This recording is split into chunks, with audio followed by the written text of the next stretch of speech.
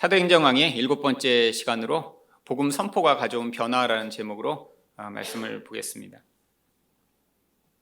이 베드로는 오순절에 이제 바로 이 성경 전체를 요약한 것 같은 그런 말씀을 전했습니다. 성경 전체를 요약하면 무슨 의미인가요? 바로 이 죄와 죽음에 매여 있는 우리들을 위해 예수님이 오셔서 결국 그 죄와 죽음을 이기시고 부활하셨기 때문에 이제는 우리 주님이며 그리스도가 되신 그분을 믿기만 하면 바로 성령이 오셔서 우리에게 자유와 안식과 평안을 주시며 또한 하나님의 통치를 그분이 행하실 것임을 이야기하는 것이 바로 성경 전체를 요약한 내용입니다.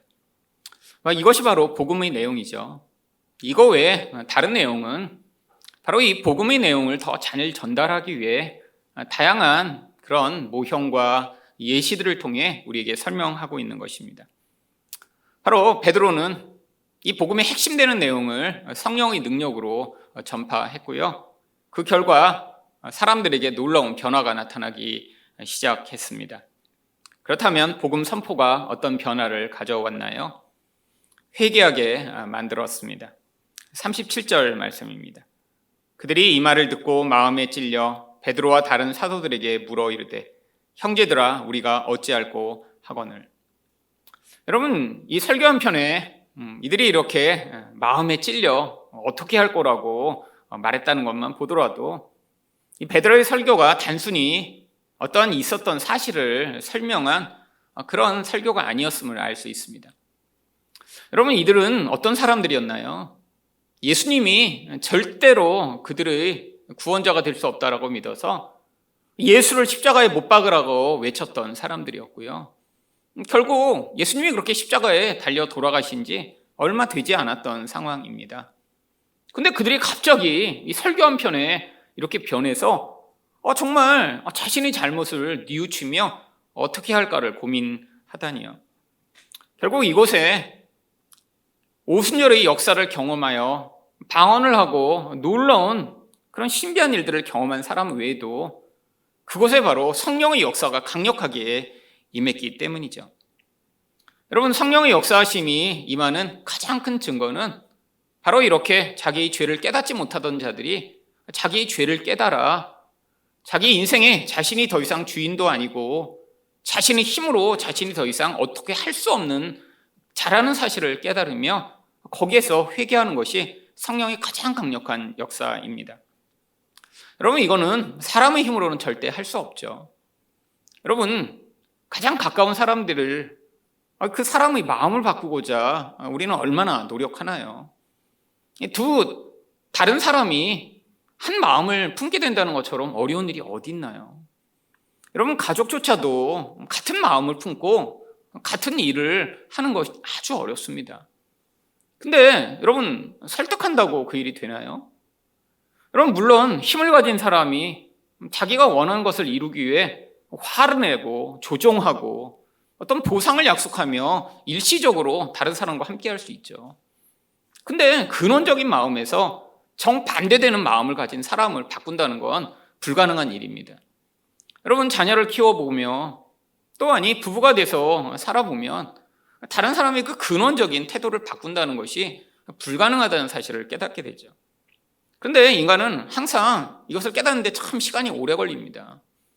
자녀를 키우면서도 결국 가장 힘든 때가 언제 찾아오나요? 부모의 생각과 정반대되는 생각을 하며 그것이 나쁘고 악한 것이라는 것이 너무 명확한데도 그 길을 떠나지 않을 때 사실 부모는 설득하고 화를 내고 훈육을 해서라도 바꾸고 싶지만 사실 그게 얼마나 힘든 일인지 결국 깨닫게 되죠. 여러분, 근데 부부의 경우에는 훨씬 더 심합니다. 여러분, 이렇게 전혀 다른 배경을 가진 사람이 만나 결혼을 하고 함께 살지만 전혀 다른 생각과 뜻을 가지고 있는 경우가 얼마나 많이 있나요? 다른 사람을 그래서 힘으로 바꾸려고 하고 다른 사람과 싸워서 다른 사람을 이기려고 하면 그 관계는 행복할 수가 없습니다. 여러분, 이처럼 사람 마음을 바꾼다는 거 쉽지 않죠. 근데 가장 어려운 일이 뭔지 아세요? 이 죄악 가운데 있는 이 인간의 마음을 바꾸어 내가 죄인이구나, 내가 잘못했구나라는 사실을 깨닫게 하는 것입니다.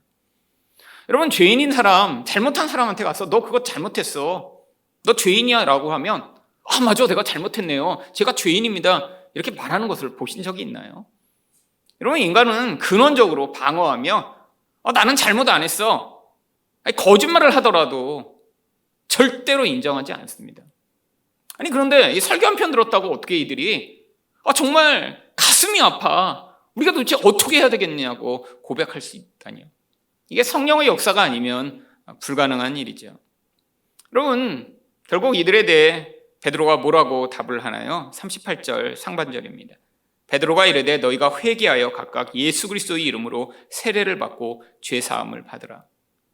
많은 사람들이 회개가 내가 뭔가 잘못한 것을 잘못했습니다 라고 인정하는 것이라고만 생각하는데, 회개는 더 근원적인 것입니다. 회개는 내가 생각하고 내가 추구하고 내가 노력하던 그 모든 것이 무용지물이라는 사실을 깨달은 자가 자기 인생의 방향을 바꾸기 위해 새로운 것을 완전히 받아들이고자 하는 태도를 갖는 것을 그걸 회개라고 이야기하죠. 자기에게 자기 상황, 자기 인생, 자기 모든 것들을 바꿀 수 있는 모든 것이 불가능하다는 사실을 깨달은 자만이 그래서 회개할 수 있습니다. 여러분, 이들이 이때 깨달은 거예요. 여러분, 이스라엘 백성들은 구원자를 너무나 간절히 기다렸습니다. 한두 사람이 기다린 게 아니에요. 민족적으로 마치 일제 치하에 있던 한국에 있던 많은 사람들이 해방의 날을 기다렸듯, 여러분, 유대인들은 지금 로마의 압제와 고통 속에 수백 년 동안 살아가며 많은 사람들이 메시아가 어디에 있나? 이 사람이 메시아인가? 수없이 그들은 메시아를 기다렸습니다. 여러분, 예수님 오시기 전에도 그래서 많은 거짓 메시아들이 나타났죠. 수십만 명이 이 사람이 메시아인가 보다 그래서 따랐던 경우들이 역사서에도 수차례 기록되어 있어요. 그런데 그들이 기대했던 메시아는 누군가요? 그들을 로마의 압제로부터 구원할 메시아예요. 배고픈 사람들에게 그렇게 배부르게 밥을 먹여줄 그런 메시아예요. 가난한 사람들을 부자로 만들어줄 메시아예요. 어쩌면 우리들이 다 기대하고 있는 그런 메시아입니다. 나의 인생은 항상 문제가 많고 뭔가 부족하고 뭔가 강력한 힘이 내 인생에 임해 나의 인생을 한 번에 바꿔줄 것들을 모두 다 기대하거든요. 세상 사람들은 노골적으로 그것을 로또에 당첨되던 코인으로 대박을 치던 그런 어떤 한 방으로 자기 인생이 바뀌길 기대하죠. 여러분, 그런데 교회 다니는 많은 사람들도 하나님을 그렇게 믿고 있습니다. 하나님이 기적을 보이셔서, 성령을 강력하게 부으셔서, 정말 공부 못하던 아이는 공부를 갑자기 잘하게 되고, 지금 돈이 많이 없는 사람에게는 갑자기 부자가 되는 그런 놀라운 일을 베푸시며, 아픈 사람은 기적으로 당장에 병이 낫는 그런 메시아를 기대하죠. 여러분, 그렇기 때문에 예수를 죽인 거예요. 여러분, 당시에 오셨던 예수님은 이 사람들이 기대한 그 메시아상과 정반대였습니다. 여러분, 사람들이 예수를 향해 당신이 우리를 이렇게 풍요하게 만들어줄 거라고 기대했는데 왜 이렇게 당신은 초라하며 결국에는 왜 십자가에 달려 죽으십니까? 라고 이야기하며 그를 버렸던 것이죠. 여러분, 근데 그 예수를 다시 받아들이다니요. 이게 바로 회개입니다. 여러분, 우리 인생 가운데도 내가 추구하며 내가 기대하며 내가 꿈꾸는 그런 미래가 다 있어요. 여러분, 근데 그게 정말 하나님이 우리에게 원하시는 것일까요? 여러분, 물론 우리가 꿈꾸는 그런 미래가 이루어질 수도 있습니다. 또 그것들을 이룰 만한 능력이 있는 사람도 있고요. 근데 그게 정말 하나님의 뜻과 관련되어 있는지 우리는 너무나 착각할 때가 많이 있죠. 내가 원하는 것을 하나님도 원하신다고 생각해요. 그러면서 자꾸 뭐를 기대하나요? 바로 예수가 내 인생의 그 문제를 해결해 내가 원하는 것들을 이루어줄 분으로 기대하죠. 여러분, 이스라엘 백성들이 다 그걸 기대한 거예요. 그게 이루어지지 않으니까 예수를 죽인 거예요. 근데 그 예수를 다시 찾으며 어찌할꼬 라고 그 앞에 나왔던 이 모든 일들, 이게 바로 성령의 역사이며 회개인 것이죠. 여러분, 이 회개한 자들에게 뭘 요구하죠? 세례를 받고 죄사함을 받으라고 얘기합니다. 여러분, 이 구약 시대에 없던 이 회개가 새롭게 세례 요한을 통해 신약 시대에 등장한 것은 예수님이 오실 때 이 회개가 무엇인가를 가르쳐 보여주기 위함이었습니다. 여러분, 회개는 누구만 할 수 있나요? 죄 지은 자만 할 수 있습니다.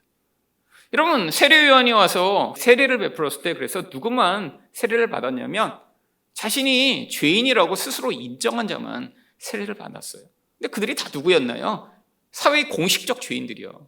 세리, 창기, 이런 사람들이 와서 우리는 원래 죄인이야. 나는 원래 나쁜 인생을 살고 있어. 근데 왜 그들이 그런 인생을 살게 됐죠?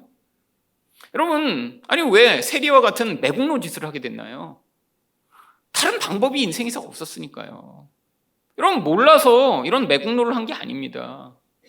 그 일이라도 해서 내가 나라를 팔아먹고 내 동족을 배반하더라도 그렇게 해서라도 내가 돈을 벌지 않으면 안 되는 그런 절대적 필요가 그들에게 있었는데, 그래서 결국 자기의 모든 구원을 포기하고 돈을 선택했는데 그게 얼마나 죄악된 것인가 인정한 세리들이 나온 거고요. 여러분, 왜 창기가 되죠? 여러분, 아니 돈이 없으면 죽을 것 같으니까 그렇게 치욕스럽고 더럽고 추잡한 일이라도 내가 선택해서라도 내 인생을 그것으로 살아보고자 했는데 그게 인생의 진정한 구원이 되지 못한 것이라는 것을 깨달으며 그 앞에 자기의 죄인됨을 회개한 자들만 와서 바로 세례 요한으로부터 세례를 받았죠. 여러분, 그래서 이 세례 요한이 베푼 세례를 마가복음 1장 4절은 세례 요한이 광야에 이르러 죄 사함을 받게 하는 회개의 세례를 전파하니. 여러분, 세례 자체는 아무것도 아닙니다. 그거는 예식에 불과해요. 근데 그 세례를 받음으로 바로 나는 죄인이라 죽을 수밖에 없는 자입니다라는 것을 하나님 앞에 인정하는 그런 눈에 보이는, 보이지 않는 회개를 드러내는 방식이었던 것이죠. 여러분, 세례를 그래서 어떻게 받았습니까? 물속에 들어가서 있다가 나오게 해서 받았어요. 물론은 지금은 편의를 위해 이렇게 머리에 물만 묻히는 방식으로 이게 간소화되었지만 세례의 진짜 의미를 살리는 것은 정말 물속에 들어가는 거예요. 왜 물속에 들어가나요? 물이 바로 심판의 물이며 죽음의 물이기 때문이죠. 여러분, 이 의미를 실제 원래 잘 살리기 위해서는 물에 들어가서 거의 반 죽을 때까지 이렇게 눌러놨다가 나오면서 진짜 살았구나 이렇게 느끼게 해야 됩니다. 근데 실제로 아프리카에서는 그렇게 하는 경우가 있어요. 제가 예전에 기독교 다큐멘터리 그런 비디오를 보는데 바닷가에 정말 끌고 갑니다. 세례받는 사람을. 그래서 4-5명이 거기서 바닷물에 집어넣고 눌러요. 한 1-2분을. 그럼 거의 죽은 것처럼 이렇게 늘어지면 그때 끄집어내요. 몇 명 죽었을 거예요, 아마. 세례받다가. 근데 그들은 그 의미를 너무 잘 알고 있었던 거예요. 이 인간의 육신이라는 게 결국 죽을 수밖에 없는 존재이고 죄가 가져오는 결국은 이런 참혹한 죽음이라는 사실을 깨닫고 물에 들어갔다가 나오면서 하나님이 주시는 생명을 얻어야 내가 삽니다라고 고백하며 바로 그때 그 생명이 어떻게 주어지는지를 하늘에서 비둘기같이 성령이 내려오심으로 말미암아 바로 구약에서 노아의 홍수가 임해서 모두에게 심판이 임해 다 죽을 수밖에 없는데 비둘기가 생명의 이파리를 물고 오는 것을 통해 하나님이 그들에게 생명을 주셨음을 바로 예수님의 세례 장면을 통해 보여주셨던 것이죠. 여러분, 우리에게 세례는 무엇인가요? 여러분, 지금 왜 물에 들어가서 우리가 세례를 받지 않아도 세례로 인정하는 것이죠? 이제 우리 진짜 세례는 십자가인 거예요. 여러분, 우리는 십자가 앞에 나아가 거기서 내 옛사람이 죽고 거기에서 내 죄를 인정한 자들에게 성령이 임해 우리가 살아나는 것을 십자가를 통해 우리에게 보여주신 것입니다. 그래서 여기서 진짜 물에 들어가 하지 않아도 괜찮아요. 여러분, 지금도 어떤 목사님들은 그렇게 물에 들어가지 않은 세례는 인정하지 않겠다 이런 분들이 있어요. 그래서 교단이 갈라졌죠. 근데 그럴 필요가 없습니다. 그거는 눈에 보이는 거예요. 여러분, 우리는 이제 십자가를 통해 내가 정말 죽을 수밖에 없는 자임을 인정하고 내게는 소망이 없으며 내게는 능력이 없으며 내 인생을 내가 구원할 수 없음을 인정하는 자리에 서는 것, 그게 바로 참된 회개이며 참된 생명을 얻는 길이죠. 여러분, 이렇게 진짜 회개한 자들에게 무슨 일이 벌어지나요? 38절 하반절을 보시면 그리하면 성령의 선물을 받으리니. 여러분, 바로 이렇게 회개한 자에게만 성령이 임하십니다. 회개가 뭐라고요?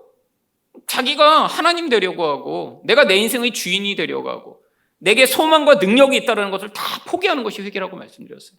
근데 왜 그때야 성령이 임하시는 것이죠? 여러분, 성령이 임하셔야 이제 하나님이 우리 주인이 되시니까요. 여러분, 죄악의 근원이 무엇인가요? 우리는 자꾸 죄를 도덕적이거나 사회적으로 생각하려고 합니다. 그러니까 자꾸 우리 안에 헷갈려요. 밖에서 살인하고 도적질하는 그런 인간과 우리는 다르거든요. 우리는 그런 죄를 짓지는 않습니다. 그렇잖아요. 근데 성경은 자꾸 죄인이래요. 그래서 머리로는 난 저런 나쁜 놈은 아닌데 그냥 죄인이라고 하니까 죄인인가 봐. 여러분, 근데 성경이 얘기하는 죄의 근원이 뭐죠? 내가 하나님처럼 되려고 해서 선과 악을 스스로 판단하는 게 죄의 근원입니다. 우리 늘 그렇게 살잖아요. 내가 좋은 거를 늘 내 인생에서 이미 다 정해놨습니다. 부자 되는 건 좋은 거고, 예쁜 건 좋은 거고, 키 큰 건 좋은 거고, 건강한 건 좋은 거고, 가정이 행복한 건 좋은 거고, 내가 남보다 잘난 인간이 되는 건 다 좋은 거야. 근데 이게 다 뭐예요? 하나님처럼 되고 싶은 거죠. 사람들보다 내가 뛰어난 존재가 돼서 사람들에게 칭찬과 우러름을 받고 내가 하나님의 자리를 찬탄하려고 하는 것입니다. 근데 우리는 또 뭘 해요? 내가 가진 능력으로 그 자리를 이루려고 하니까 자꾸 문제가 생기는 거예요. 여러분, 우리 능력으로 우리는 절대로 우리를 구원할 수 없습니다. 아니, 내가 생각하는 그 구원의 길이라고 생각하는 그 높은 자리에 올라가도 우리를 절대로 행복하고 만족스럽게 만들 수 없는 게 인간의 한계예요.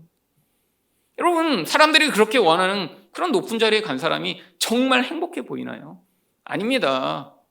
여러분, 우리가 생각할 때 그렇게 다 가지고 있는 사람, 정말 우리가 생각할 때 좋은 거라는 것을 다 가지면 행복하고 만족하고 기쁠 것 같지만, 여러분, 많은 것을 가질수록 높아질수록 불안은 더 커지고 고민은 더 많아지며 작은 것에 감사하고 만족이 없기 때문에 즐거움은 점점 사라지게 돼 있어요.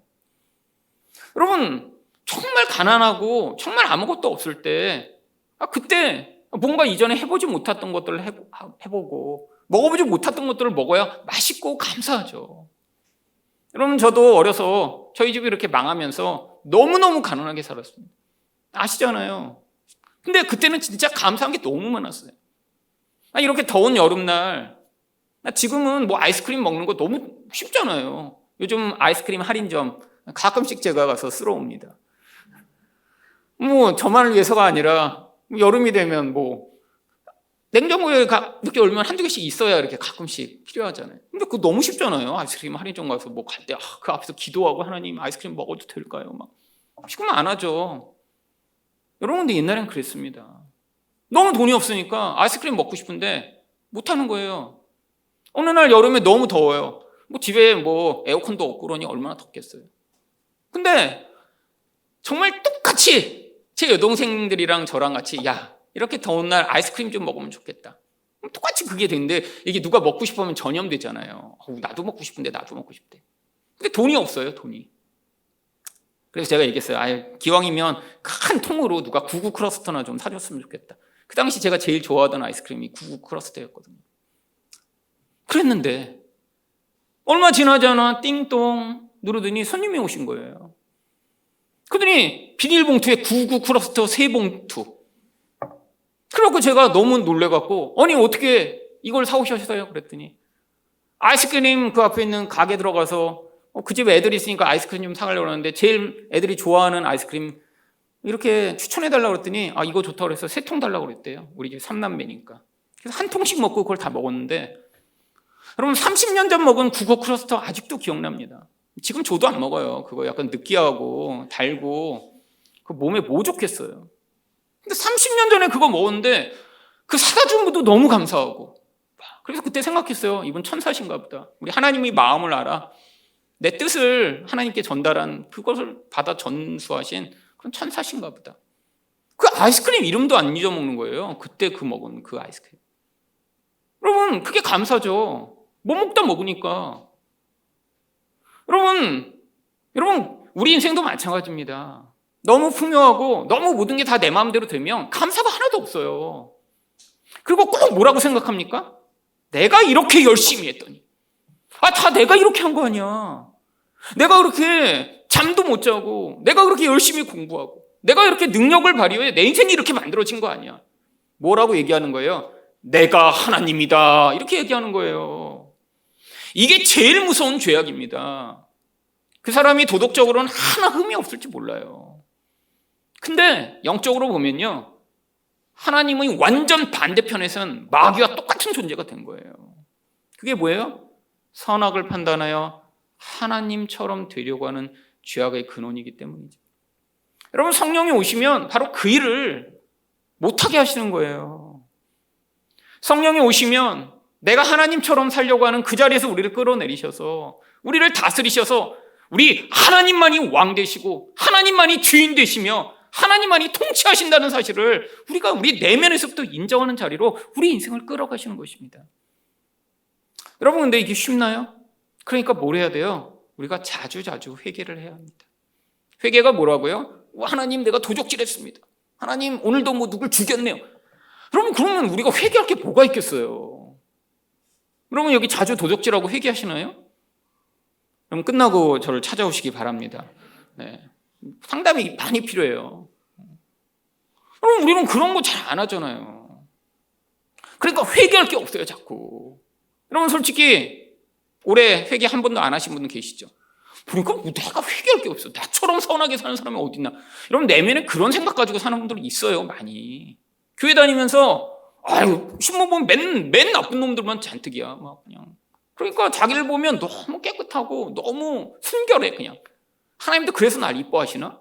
이런 생각을 하고 있는 이런 죄인들이 너무 많습니다. 교회 다닐수록 더 많아요. 여러분, 아니에요. 그러니까 우리 인생 가운데 내 마음대로 되지 않는 일이 벌어졌을 때 뭐라고 의심하셔야 돼요? 여러분, 화내거나 우리 하나님 왜 내 인생을 내 마음대로 되게 안 하세요? 이러는 게 아니라, 하나님, 제가 제 인생의 주인이 되려고 하는 이 자리에서 내려와 하나님이 내 인생에서 도대체 무엇을 인도하시고 이끄실지를 제가 받아들이는 자리에 설 수 있도록 하나님 깨우쳐 주시고 알려주셔서 하나님이 통치하는 인생을 살 수 있도록 해달라고 여러분 기도하셔야 됩니다. 여러분, 기도가 무엇인가요? 내가 원하는 것들을 하나님의 힘을 빌어 이루어내는 게 기도가 아니에요. 여러분, 이거는 기도가 아니라 주문이죠, 주문. 하나님, 이거 해주세요, 저거 해주세요. 내가 원하는 걸 자꾸 쫄라서 우리 하나님이 이렇게 들으시다 너무 귀찮아, 그냥 하루에 100번씩 자꾸 요구해. 너무 그냥 지겹다, 지겨워. 근데 막 요구만 하는 게 아니라 막 가서 나무 뿌리도 막 흔들어서 막, 그래서 막 자연 막 훼손하고 막, 그러니까 하나님이 저렇게 나무 뿌리 뽑고 막 그러니 내가 들어줘야지 어떡하냐. 그랬더니 심지어는 막 보좌를 흔들어, 하나님 계신데, 막 어떤 분들은. 여러분, 그래갖고 하나님이 너무 지겨워서 뭘 이렇게 들어주시나요? 하나님이 그런 분이라면 그분 하나님 아니에요. 여러분, 우상을 섬기는 사람들은 그 우상이 잘 안 들어주잖아요. 그러니까 어떻게 해요?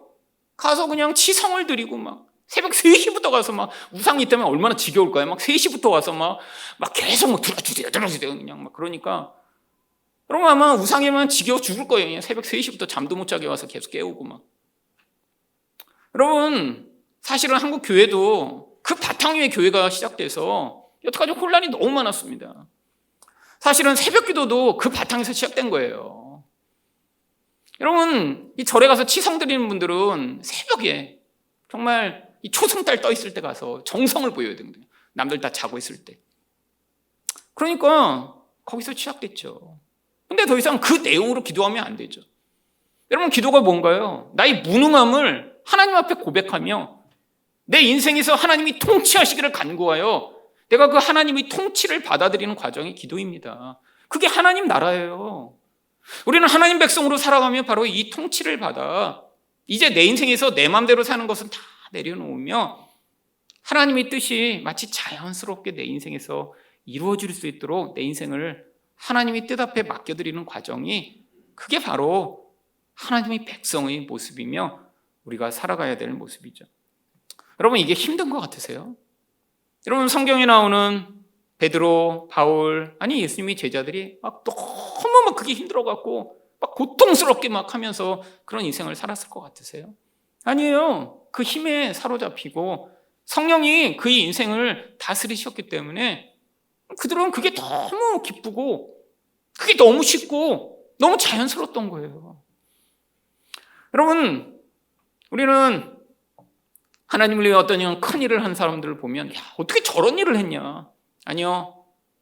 여러분, 그들에게는 바로 그런 하나님의 통치를 더 일찍 빨리 받아들여 그 인생에서 자기 욕심을 내려놓으며 하나님의 다스리심에 순종했기 때문에 그게 어렵고 고통스러웠던 게 아니라 이 인간의 한계를 뛰어넘는 하나님의 능력과 은혜로 말미암아 훨씬 더 쉽게 그 일들을 할 수 있었던 것입니다.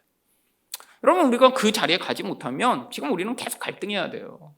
여러분이 진짜 예수를 믿는다면 하나님이 지금 여러분 안에서 일하고 계십니다. 아니, 성령을 받았을 거 아니에요. 그러니까 우리가 예수님을 주로 고백하잖아요. 근데 여기서 끝나면 안 된다는 거예요.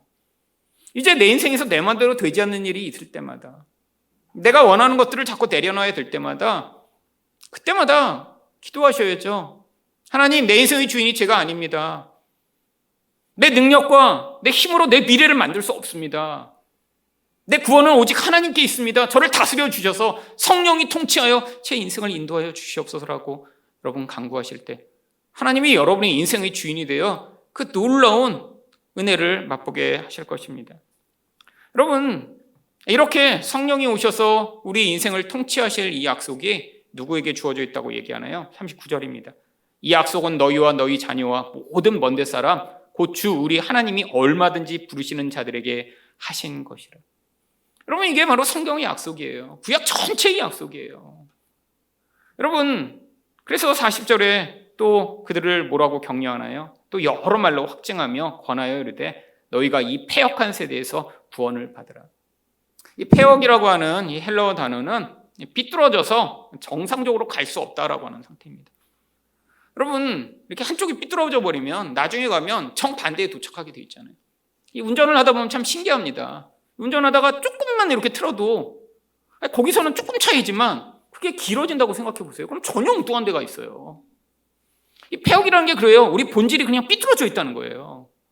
그러니까 그 상황에서는 전혀 엉뚱한 데 갈 수밖에 없습니다. 어떤 엉뚱한 길이요? 하나님이 죄와 악이라고 여기시는 그 길이요. 근데 세대 자체가 다 그렇대요. 왜요? 죄로 말미암아 모든 인간은 자기 욕망을 추구하는 그 삐뚤어진 본성을 가지고 있기 때문이지.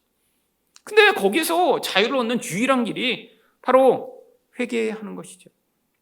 여러분, 사람들이 그때 정말 회개하고 세례를 받습니다. 41절입니다. 그 말을 받은 사람들은 세례를 받음에 이날의 신도의 수가 3,000이나 더하더라. 여러분, 놀라운 일이죠. 정말 하나님이 이 오순절에 얼마나 강력하게 역사하셨는지를 바로 이렇게 3,000명이나 구원받은 일을 통해 알 수 있습니다. 여러분, 지금은 이렇게 갑자기 막 3,000명이 구원받고 하는 일이 잘 일어나지 않습니다. 근데 한국의 기독교 역사에서도 보면 과거에 이렇게 갑자기 부흥하던 그런 시대가 있었죠. 여러분, 그래서 한국교회가 이렇게 커진 거잖아요. 막 수십만 명이 다니는 교회도 생기고, 막 주변에 보면 엄청나게 큰 교회들도 많이 생겼죠. 그 당시만 해도 막 교회에 엄청나게 사람들이 막 몰려들었습니다.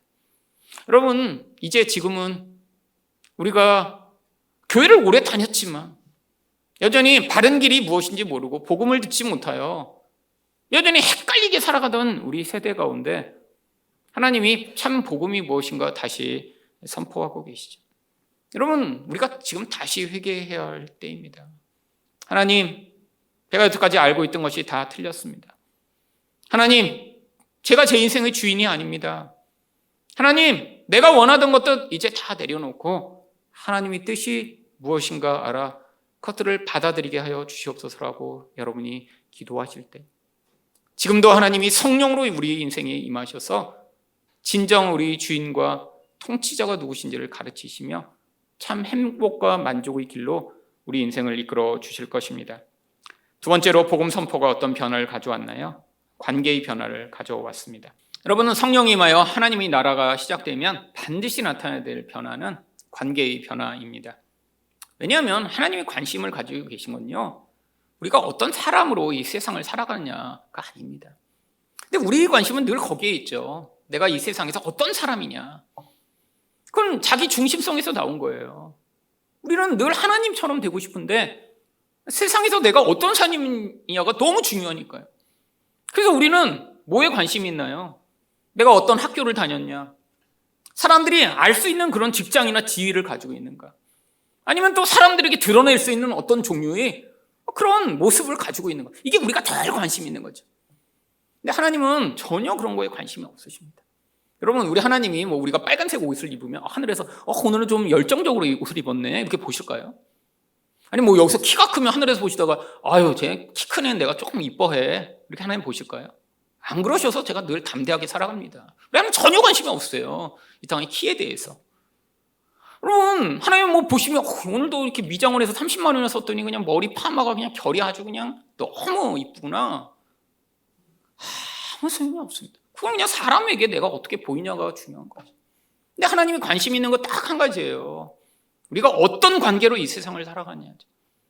이게 왜요? 하나님의 본질과 너무나 연관되어 있기 때문입니다. 여러분 하나님이 본질을 뭐라고 얘기하죠? 거룩과 사랑이라고 얘기하잖아요. 물론 하나님이 다른 속성들이 있습니다. 근데 가장 기본적이고 근원적인 속성이 거룩과 사랑이에요. 근데 거룩과 사랑이 뭐예요? 사실 같은 겁니다. 여러분 거룩은 죄가 없는 거예요. 죄가 없다는 건 하나님의 생명이 충만하기 때문에 더 이상 자기중심적이지 않고 그 생명을 계속해서 다른 존재를 향해 흘려보낼 수 있는 사랑이 자연스럽게 나타나는 거죠. 그래서 거룩하면 사랑하는 존재가 될 수밖에 없습니다. 근데 죄가 있으면요 이기적이고 엄청나게 못된 존재가 될 수밖에 없죠. 여러분 죄가 있다는 게 뭐예요? 영혼이 공허하고 생명이 없으니까 그러니까 자꾸 이기성이 내 안에 증폭하기 시작하는 거예요. 그렇게 되면 어떻게 돼요? 모든 나의 대상은 나의 이기성을 충족하기 위한 도구가 돼버리는 게 이게 악한 거잖아요. 여러분 하나님은 바로 이 본성적 본질로 말미암아 우리가 그런 삶을 살기를 원하시는 거예요. 그래서 성령이 임하면 우리에게 반드시 관계적 변화가 나타나게 되어 있습니다. 어떤 관계요? 나와의 관계는 이제 예전과 달라져야 돼요. 나와의 관계도 우리는 늘 어떻게 살아요? 이기성이 나를 주도하니까 내가 그 이기성의 도구가 돼요, 나도.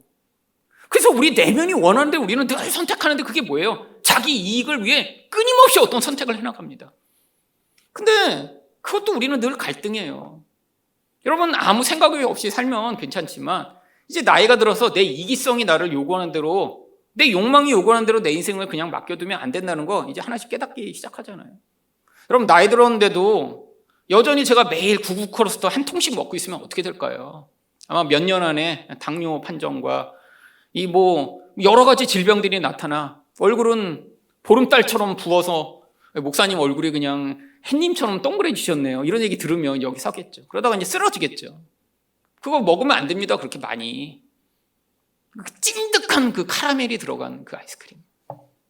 여러분 20대 때는 먹을 수 있죠. 근데 뭐 나이 들었는데 뭐 지금 50대 돼갖고 뭐 베스킨 라빈스 하루에 한 통씩 막 그냥 파인트로 먹고 막. 여러분 먹고 싶어도 안 먹는 거예요. 여러분 좀 먹고 싶습니다. 먹을 수 있어요. 그거 뭐 왜 못 먹겠어요? 그 달고 맛있고 그리고 여러 종류로 이렇게 넣어갖고 이 맛도 먹어보고 뭐 써리원 이렇게 여러 종류로 매일 바꿔서 먹으면 충분히 먹죠. 여러분 근데 요즘 베스킨은 잘 안 먹습니다. 왜 안 먹을까요? 맛이 없기 때문이 아니라 이제는 그 욕망에 이끌리는 걸 이제 벗어나야 사니까요. 그게 나를 파괴한다는 걸 너무 잘 알아요. 먹으면 뭐 나고 막 살찌는 걸 넘어서 피가 끈적해지고 막 화장실도 가서 막 안 나오고 막 몸이 어떻게 된다는 거 이제 알아요. 옛날엔 그래도 먹었습니다. 그래도 맛있으니까. 여러분 그것만인가요? 인생에서 결국 파괴적인 결과를 낳은 건 결국 내중심적으로 행해서 선택하고 나가는 거예요. 여러분 지금 부부관계 가운데 어려움을 겪고 계세요? 여러분 결혼해서 이제 10년쯤까지는 싸울 수 있죠. 서로 맞춰가는 과정인데. 근데 10년 지났는데도 여전히 왜 당신은 당신 마음대로만 해. 여러분 이런 마음을 가지고 서로를 바라보고 있다면 지금 여러분 성령 충만이 아니라 마귀 충만으로 살고 계신 거예요. 하나님이 오셔서 여러분을 다스리신다면 내 원함을 하나씩 내려놔야죠. 왜? 내가 원하는 걸 이루면 이룰수록 관계는 자꾸 파괴되게 되어 있어요. 여러분 하나님과의 관계도 마찬가지입니다. 여러분 우리는 하나님을 내가 원하는 것을 이루어주는 분으로 자꾸 보니까 이게 하나님과의 관계가 발전이 안 되는 거예요. 여러분 하나님이 우리 인생의 진짜 주인이라고 인정한다면 지금 내 인생에서 주신 모든 것이 정말 감사의 제목이고 하나님의 은혜여야 합니다. 여러분 그때 우리 뭐가 달라지나요? 기도가 달라지고 찬양이 달라지죠. 여러분 그래서 이들에게 이런 성령 충만이 임했을 때 이들에게 나타난 결과가 뭐죠? 42절 하반절에 오로지 기도하기를 힘쓰니라. 47절을 보시면 하나님을 찬미하며. 여러분, 이들이 뭘 기도했을까요? 여러분, 이렇게 성령이 충만하게 임한 자들이 하나님, 이제 내년부터 연봉이 2천만 원 더 오르게 해주십시오, 이걸 간절히 기도했을까요? 아니에요. 이렇게 나에게 임한 하나님의 통치와 나라가 이 유대 전역에까지, 아니 그것을 넘어 사마리아와 온 땅 끝까지 퍼질 수 있도록 하나님 역사해달라고 기도했겠죠. 이 죄에서 자유케 되는 이 놀라운 하나님의 능력을 우리만이 아니라 이 어두운 가운데 있는 모든 자들이 경험하게 해달라고 기도했겠죠. 어떻게 기도해요? 힘쓰며 기도했습니다. 여러분, 영적인 일은 우리가 연습하고 해볼 수는 있지만 이렇게 힘쓰는 일은 어렵습니다.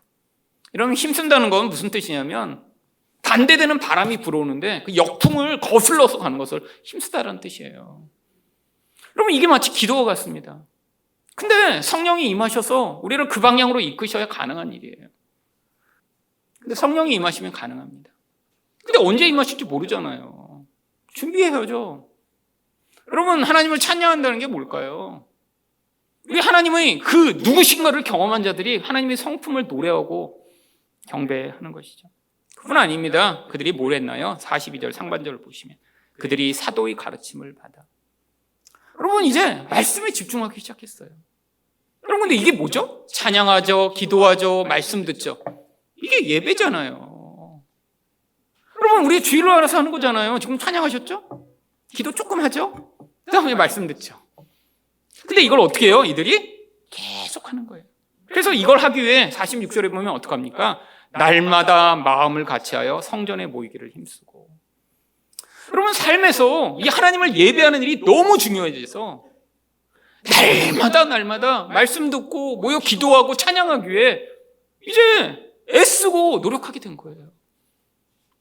여러분, 하나님과의 관계의 변화가 이렇게 나타나는 것입니다. 여러분, 근데 이거 쉽지 않죠. 여러분이 주일에 이렇게 오시는데 정말 막 우리 지금 매일 올 수 없잖아요, 상황상. 그렇잖아요. 저희 매일 오자고 그러면 아마 또 너무 힘들어 하시는 분들이 아마 90% 정도 있겠죠. 거리상도 그렇고 뭐 다. 편의상, 상황상 우리 일주일에 한 번 오는 거잖아요. 근데 일주일에 한 번 올 때 여러분 이렇게 정말 마음을 다 같이 하여 우리가 오고 있나요? 어떤 날은 오기 싫다. 여러분 갈등되시는 분 계시죠? 텔레비 그냥 켤까? 막 이렇게. 근데 이제 지금 마음이 갈등하잖아요. 여러분 이 코로나 때 솔직히 너무 좋으셨죠? 솔직히 지금 말은 안 해서 그렇지, 야, 앞으로 그냥 쭉 이렇게 가면 좋겠다. 막 코로나 안 끝나면 좋겠다. 막 이렇게 기도하고 막 마음으로. 여러분 회개하세요. 지금 이게 성령의 역사가 아니라 성령이 오시면 빨리 가서 예배드리고 싶다. 왜 이렇게 모여서 예배할 수가 없지? 이런 마음으로 여러분 하나님 코로나 빨리 끝나게 해주세요. 이렇게 기도하셨어야 되는데 여러분 얼굴 보니까 90%는 기도 안 하셨어요. 야, 이렇게 좋은 날이 막 안 가도 막 죄책감 없고 막 그리고 막 속옷만 입고 이렇게 텔레비전에 앉아서 이렇게 그냥 보다가 잤다 깼다 이렇게 하고. 아니 코로나 시작하고 나서 한 커플이 오더니 자기네들은 이 초심을 잃지 않기 위해 이 정장을 갖춰 입고 텔레비전 앞에 앉는다는 거예요. 그리고 제가 감동했습니다. 야, 그래도 그런 사람들이 있기 때문에 내가 여러분 그 코로나 때 얼마나 힘들었는지 몰라요. 제가 앞에 딱 설교하려고 그러는데 교육자 2사람 앉아있고 그러는데 여러분 설교하는 게 쉽겠어요? 그래도 그렇게 텔레비전 앞에서 앉아있는 그런 성도가 있다니 내가 정말 그러면서 설교했는데 몇 주 지나고 나서 물어봤어요. 여전히 정장을 입고 이렇게 앉아서 준비하면서 보고 있냐 그랬더니 요즘은 그렇게 못하는데요. 사람 마음이라는, 근데 그게 얼마나 됐어요? 거의 3년 갔잖아요. 그럼 그냥 이 교회의 역사에도 그냥 3년이 없습니다. 사진도 하나도 없고 아무것도 없어요. 여러분, 근데 제일 큰 문제가 뭔지 아세요? 신앙이 약한 사람들이 다 떨어져 나가 버렸어요. 우리 교회는 그나마 다행입니다. 여러분, 근데 많은 교회들에서 평소 다니던 분들은 10%에서 20%가 그냥 떨어져 나가 버렸어요. 근데 지금도 아예 교회를 안 다니는 게 아닙니다. 여러분, 우리 교회는 물론 유튜브로 방송하는데 많이 안 봐서 그렇죠. 여러분, 지금 유튜브 방송하는 실시간으로 10,000명, 15,000명씩 보는 교회들이 여러 군데 있어요. 분당의 모 교회 같은 데는 실시간 동시 접속자 수가 15,000명씩 돼요. 여러분, 그 사람들은 원래 교회 다녔어야 될 분들입니다. 지금 나가서 여기 보시면 모여서 같이 함께 예배했어야 되는 자들인데 지금 뭐 하고 있어요? 지금 잠옷 입고 주일날 앉아갖고 텔레비전 앞에 앉아서 채널 돌리고 있는 거죠, 지금. 설교 잘하네. 재밌네. 와, 찬양대 여기 뭐 30명이 서 있네, 앞에. 여러분, 그러니 우리 교회 거 보겠어요? 저라도 안 보겠어요. 여기 뭐 3명 와서 이렇게 부르고 막. 근데 여러분, 그 큰 교회 그냥 방송국 시설 몇 억짜리 갖다 찍으면서 하늘에서 쫙 이 카메라가 보여주고 그리고 하면서 가수들이 나와갖고 그렇고. 솔직히 저희 교회 유튜브 방송할 때 너무 궁금한 거예요. 도대체 몇 명이나 우리 교회 그때 실시간으로 접속해서 보나. 그래갖고 유튜브 그때 방송하면서 제가 설교 안 할 때 있잖아요. 그때 이제 저희 부교육자 번갈아 세우고. 그래갖고 제가 조자리에 앉아갖고 저희 교회를 봤는데 아무래도 우리 교회 성도보다 적게 보는 거예요. 그래도 그 정도는 봤을 텐데. 그래갖고 그때 근데 항상 저희 교회 밑에 어디 게 뜨냐면 분당 모교회, 요 서초 사 무슨 교회 이런 데 자꾸 떠요. 그래서 저도 이렇게 올리다 이렇게 보는데 이미 찬양에서부터 거기 거 보고 싶어 나도. 그렇잖아요. 당연히 수십 명이 안에 그냥 다 무선 마이크 쫙 해갖고 막 그렇게 다 부르고 막. 근데 우리 교회 여기서 그때 한 명 와서 이렇게 부르고 막. 근데 찬양부터 그러니 뭐. 여러분, 근데 왜 그런 예배 우리가 지금 안 드리고 왜 와서 이렇게 힘들게 드려야 되나? 여기 지금 1시간 넘게 오신 분 계시잖아요. 여러분, 모여야 돼요. 텔레비를 보는 건 예배가 아닙니다. 그건 시청이에요, 시청. 예배라는 건 내가 다른 사람과 함께 모여. 나 혼자서도 예배 드릴 수 있는 것을 함께 우리가 한 마음으로 하나님을 높이고 경배하고 하나님 이러십니다라고 한 자리에 서는 게 예배예요. 내가 설교를 평가하고 찬양을 시청하며 좋네, 잘하네, 재밌네? 여러분, 이거 예배 아닙니다. 여러분, 비록 우리 찬양팀 인원 적어도 왜 맨날 우리 찬양팀은 10년째 이렇게 비슷하지? 여러분, 이거 지금 예배하는 거 아니에요. 여러분, 함께 마음에 서서 여러분, 한 마음으로 하나님을 향해 높이는 게 예배예요. 그래서 우리가 한 마음으로 와서 함께 하나님을 찬양하고 함께 노래하는 그거, 이게 우리 하나님을 향한 변화입니다. 여러분, 하나님과의 관계가 변화될 뿐 아니라 또 뭐가 변화되나요? 우리 이웃과의 관계가 변화되어야 될 거 아니에요. 여러분, 42절 하반절과 44절을 보면 어떻게 변화되나요? 서로 교제하고 떡을 떼며 믿는 사람이 다 함께 있어 모든 물건을 서로 통용하고. 여러분, 이거 누구랑 하고 있는 거죠? 여러분, 밥 같이 먹는 거 맨날 밥 같이 먹는 분들 누구라고 불러요? 식구들. 그 다음에 물건 그냥 물어보지 않고 그냥 쓰는 거 누구랑 해요? 식구. 여러분, 같이 사는 사람이랑은 그냥 쓰는 거죠. 여러분, 샴푸 쓸 때 엄마 이거 써도 돼? 이거 엄마 샴푸야? 그럼 그렇게 안 쓰잖아요. 그냥 집에 있는 거 그냥 쓰잖아요. 앉을 때 이거 아빠 거야? 안 물어보잖아요. 집에 있는 테레비 키면서 아빠 테레비고 이건 엄마 피아노고 나눠서 쓰지 않잖아요. 식구예요. 근데 인간은 근원적으로 자기 혈연들만 식구라고 생각합니다. 여러분, 근데 그 장벽이 무너져 버린 거예요.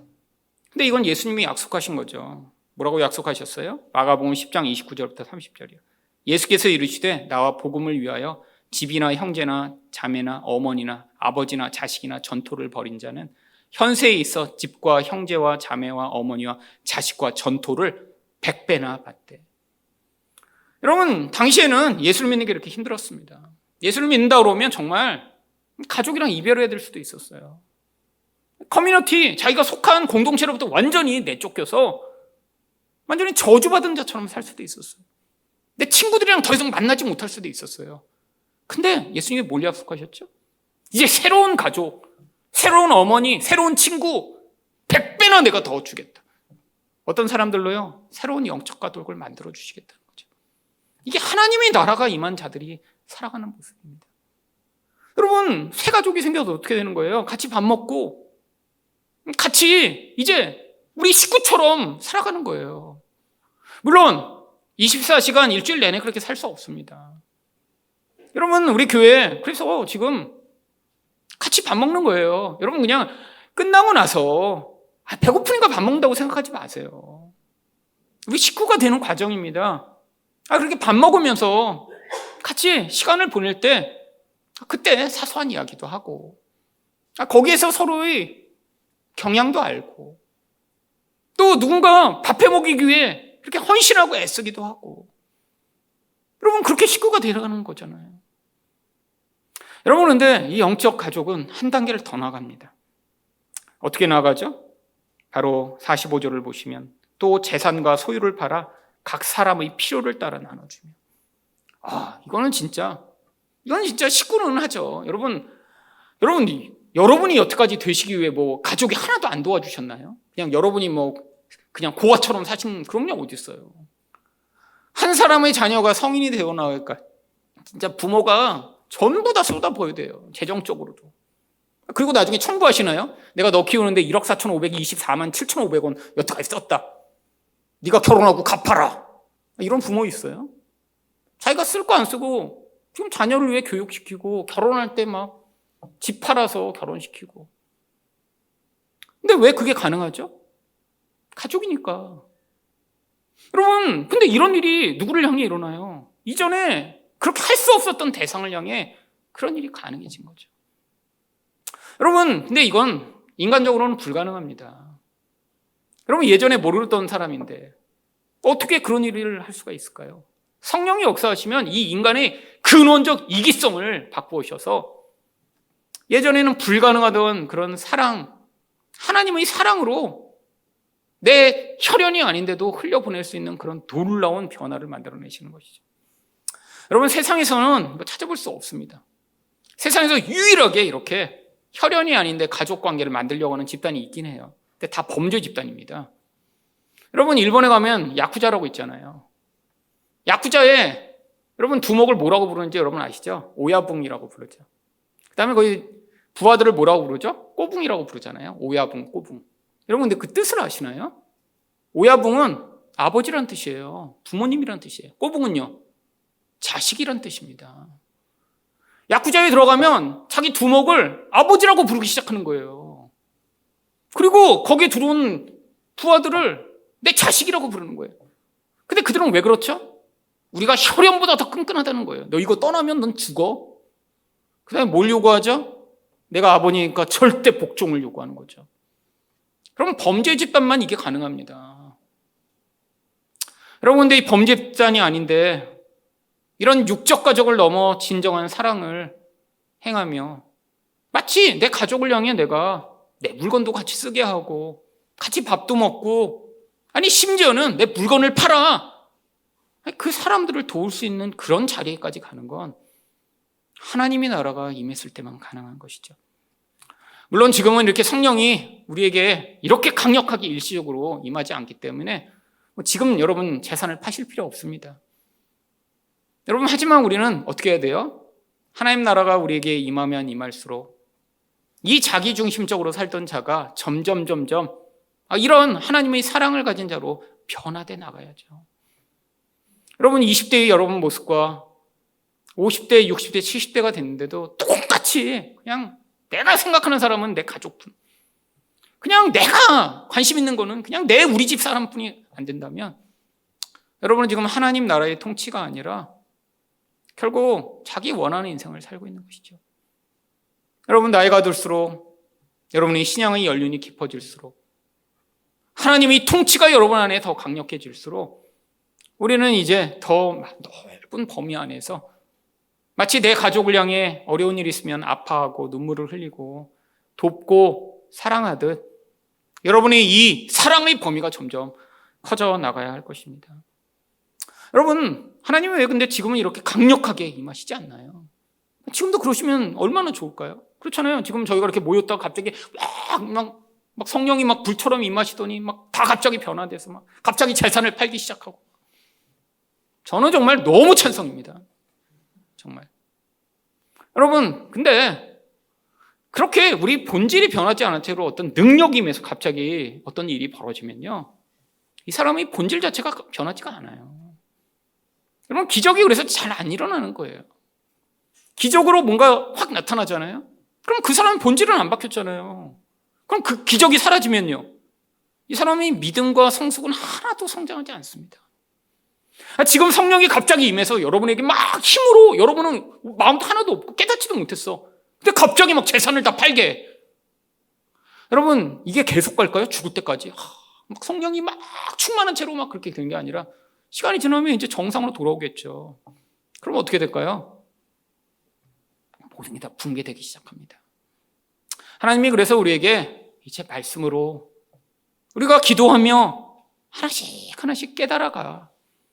하나님이 갑자기 우리를 능력으로 사로잡지 않으셔도 자연스럽게 우리 인생을 통해 이 사랑하는 행위를 배워가며 이처럼 내 가족이 아니던 자들을 가족으로 품고 사랑하게 되는 그런 성숙하고 마음 넓은 사람으로 우리 인생을 이끌어 가시는 것이죠. 여러분, 이렇게 공동체가 하나님의 통치를 받아 만들어지면 그때 무슨 일이 벌어지나요? 47절 하반절입니다. 또 온 백성에게 칭송을 받으니 주께서 구원받는 사람을 날마다 더하게 하시니라. 여러분, 이때 바로 구원의 역사가 강력하게 나타나는 것입니다. 여러분, 이 하늘사랑교회 제가 10년 동안 계속해서 복음을 선포했습니다. 저도 사실은 예전에는 뭘 기대했냐면 내가 이렇게 베드로처럼 한번 설교할 때 막 3,000명 이렇게 그냥 갑자기 그냥 변화됐으면 좋겠다, 이런 기대를 제가 30대에는 엄청 많이 했습니다. 막 그 기도하면서 그런 꿈도 많이 꿨어요. 막 그러고 그냥 막 강단에 섰더니 막 사람들이 울기 시작하고 막 설교를 마쳤더니 막 절반이 다 꼬꾸라져서 막 어찌할꼬 막 가슴을 치고. 여러분, 근데 지난 50평생 한 번도 그런 일이 없었습니다. 근데 제가 이 목회를 하면서 뭘 깨달은 줄 아세요? 그렇게 기적으로 단번에 뭐가 변화된 건 그 사람의 본질을 바꾸지 못했다는 사실을 깨달았어요. 그래서 제가 끊임없이 계속 그냥 말씀을 전한 겁니다. 단번에 안 변해도. 여러분, 근데 무슨 일이 벌어진 줄 아세요? 10년 동안 여러분 가운데 그렇게 나밖에 알지 못하던 분이 성숙하고 성장하고 더 넓어져서 서로를 품고 사랑하며 하나님을 예배하는 일에 훨씬 더 큰 관심과 열정을 보이는 분들이 이 안에서 옛날보다 많아졌습니다. 정말 10년 전에는 전혀 그럴 사람이 아니었는데 지금은 예배하는 일에 훨씬 더 애를 쓰고, 10년 전에는 내 인생을 내가 만들어가는 대로 애쓰고 좀 못 부딪히는 사람이 그걸 내려놓고 하나님이 내 인생에 주신 그 모든 일들을 받아들입니다라고 고백하는 분들이 늘어가고, 10년 전에는 내 인생의 모든 것은 나를 위해 존재한다고 믿던 사람이 이제 내 인생에 주어진 나의 능력, 시간, 돈이 우리 하나님 나라를 위해 사용되길 원합니다라고 고백하는 그런 분들이 여러분 안에 나타나기 시작하는 것을 보며, 이 복음 선포가 단번에가 아니라 시간을 통해 이 교회를 통해 열매 맺도록 하나님이 역사하신다는 사실을 제가 더 확신하게 되었습니다. 앞으로도 이 은혜가 하늘사랑교회 가운데 계속되기를 축원드립니다.